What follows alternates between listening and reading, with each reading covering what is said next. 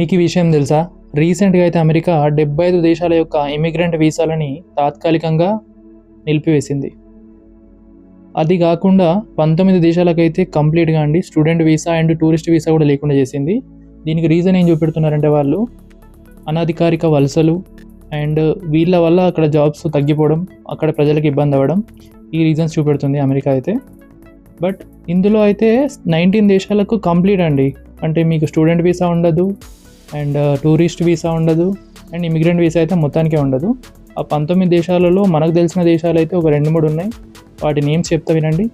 Afghanistan, Yemen, దక్షిణ Sudan, ఇట్లా మొత్తం లిస్ట్ ఉందండి. ఇది వీటి లిస్ట్ అనేది నేను ఈ వీడియో ఎండింగ్లో మీకు కంప్లీట్గా పెడతాను.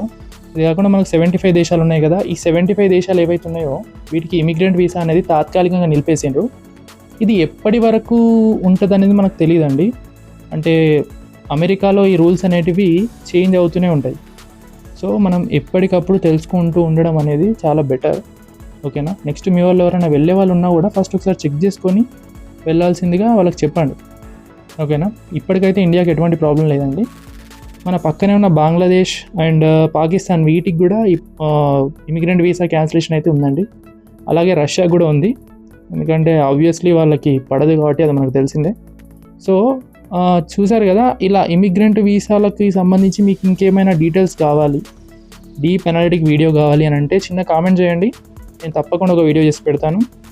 ఈ వీడియోని మీకు తెలిసిన వాళ్ళందరికీ షేర్ చేయండి. ఎందుకంటే ఇండియాలో ఉన్న వాళ్ళు టెన్షన్ పడుతూ ఉంటారు. దేని గురించి అని అంటే వీసా క్యాన్సిలేషన్ అనగానే తమ వాళ్ళు అక్కడ ఉన్న వాళ్ళకి ఏమైనా ప్రాబ్లం అవుతుందా, లేదంటే ఇక్కడ నుంచి కొత్తగా వెళ్ళే వాళ్ళకి ఏమైనా ప్రాబ్లం అవుతుందా అనే విషయంలో కొంచెం టెన్షన్ పడుతూ ఉంటారు. కాబట్టి మీరు ఈ వీడియో వాళ్ళకి షేర్ చేస్తే ఎంతో కొంత హెల్ప్ అవుతుందండి.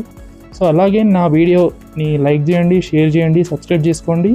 ఇలాంటి విషయాలు మీకు డైలీ ఒక టాపిక్ నేను తప్పకుండా షేర్ చేస్తూ ఉంటానండి. అది మీకు తొందరగా రావాలి అనుకుంటే మీరు లైక్, షేర్, సబ్స్క్రైబ్ చేసి పెట్టుకోండి. థ్యాంక్ యూ సో మచ్ అండి. అలాగే కొందరికి ఈ వీడియోని షేర్ చేసి వాళ్ళకు కూడా తెలిసేలాగా చేయండి.